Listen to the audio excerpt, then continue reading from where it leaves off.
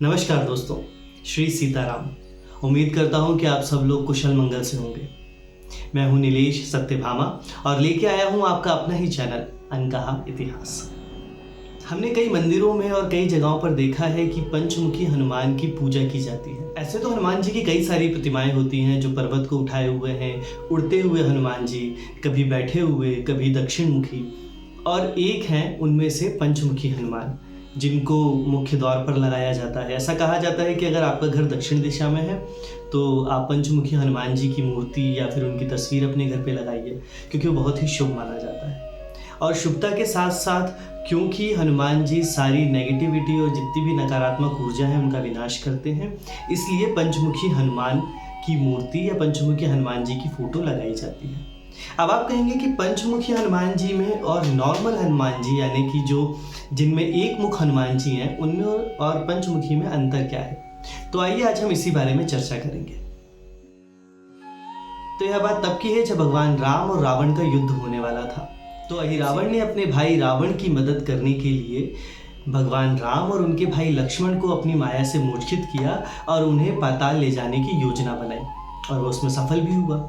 जब हनुमान जी को इस बात का पता चला कि भगवान राम और उनके भाई लक्ष्मण दोनों ही शिविर में नहीं, वो समझ गए कि हो ना हो ये माया भी अहिरावण का ही काम है। जब वे पाताल गए तो उन्होंने देखा कि द्वार पर एक जीव खड़ा है जो आधा वानर है और आधा मगरमच्छ है।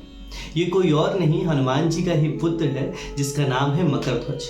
मकरध्वज के बारे में एक अलग वीडियो बना है जिसका लिंक मैं डिस्क्रिप्शन में दे दूंगा, आप जाकर उसे चेक कर सकते हैं। तो यह हनुमान जी का ही पुत्र था और पिता और पुत्र के बीच कई दिन तक युद्ध चलता रहा, और उस युद्ध में हनुमान जी जीत गए और अपने पुत्र को पराजित कर उन्होंने पाताल में प्रवेश किया। जब वे वहां पहुंचे तो उन्होंने देखा कि भगवान राम और लक्ष्मण दोनों ही मूर्छित पड़े हुए हैं। हनुमान जी ने देखा कि पांचों दिशाओं में दिए जल रहे हैं। अहिरावण देवी का भक्त था और उसे देवी से वरदान प्राप्त था कि उसकी मृत्यु साधारण तरीके से नहीं हो सकती। अस्त्र शस्त्र मानव दानव ये सब तो अलग हैं, लेकिन उसने ऐसा वरदान पाया था जिससे उसकी मृत्यु होना असंभव थी। उसने देवी से अमरता का वरदान मांगा था और देवी ने कहा कि मैं आपको अमर तो नहीं कर सकती, तो उसने शर्त रखी कि मैं अपने पाताल लोक में पांचों दिशाओं में दिए जलाऊंगा और जो भी व्यक्ति उन पांचों दियों को एक ही फूंक से बुझा देगा सिर्फ वो ही मुझे मार पाएगा। अहिरावण बहुत चतुर था, उसे पता था कि ऐसा करना असंभव है, क्योंकि आप खुद भी ट्राई कर सकते हैं। अगर आप फूंक मारेंगे तो आप एक टाइम पे एक ही दिशा में फूंक मार सकते हैं, या तो आप पूरब में मार सकते हैं, या पश्चिम में, या उत्तर में, या दक्षिण में। अब आप कहेंगे कि पांचवी दिशा कौन है, तो चलिए मैं आपको बताता हूँ। नॉर्मली जो हमें दिशाओं के बारे में पता है वो है पूर्व, पश्चिम, उत्तर और दक्षिण। अगर आप अध्ययन करेंगे तो आपको पता चलेगा कि 10 दिशाओं का वर्णन किया गया है, जिसकी इमेज मैं आपको यहाँ पे दिखा रहा हूँ, आप देख सकते हैं। जैसे कि आपको पता होगा उत्तर और पूर्व के बीच की जो दिशा होती है उसे ईशान बोलते हैं। इसी तरह से 3 और दिशाएं होती हैं और धरती और आकाश को भी दिशा माना गया है। इस तरह से टोटल 10 दिशाएं होती हैं, और उन्हीं 10 दिशाओं में से 5 दिशाओं में अहिरावण ने 5 दिए जलाए हुए थे। जब हनुमान जी को इस बारे में पता चला तो उन्होंने बिना किसी देरी के अपना पंचमुखी अवतार लिया, और जैसा कि आपने हनुमान चालीसा में पढ़ा ही होगा, आपन तेज संहारो आपै, तीनों लोग हाँकते कांपै।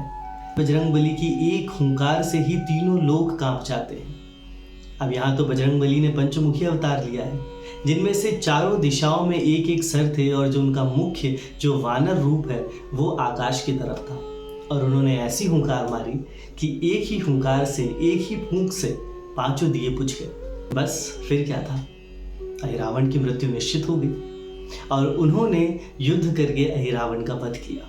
इसके बाद हनुमान जी ने भगवान राम जी और लक्ष्मण जी को अपने कंधों पर बैठाया और पाताल लोक से भूलोक पर ले आए। लेकिन जाने से पहले उन्होंने मकरध्वज को पाताल का राजपाट सौंप दिया।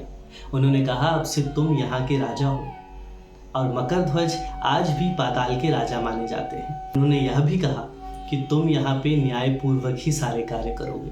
तो दोस्तों, ये थी बात भगवान हनुमान के पंचमुखी अवतार की।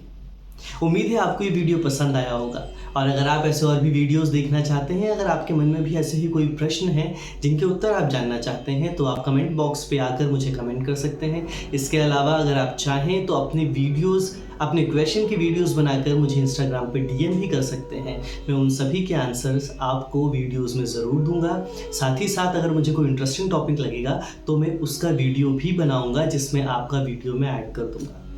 तो दोस्तों, ऐसी और भी अधिक जानकारी के लिए हमारे चैनल को सब्सक्राइब कर लीजिए, बेल आइकन को दबा लीजिए, ताकि आपको और भी नोटिफिकेशंस मिलते रहें। और हाँ, लाइक, कमेंट और शेयर करना बिल्कुल ना भूलें। शेयर ज़रूर करें, ये हमारा धर्म है, हम सब सनातनी हैं, और ये जो हमारा इतिहास है सिर्फ हम तक नहीं होना चाहिए, ये हमारी आने वाली जनरेशन को पता होना चाहिए।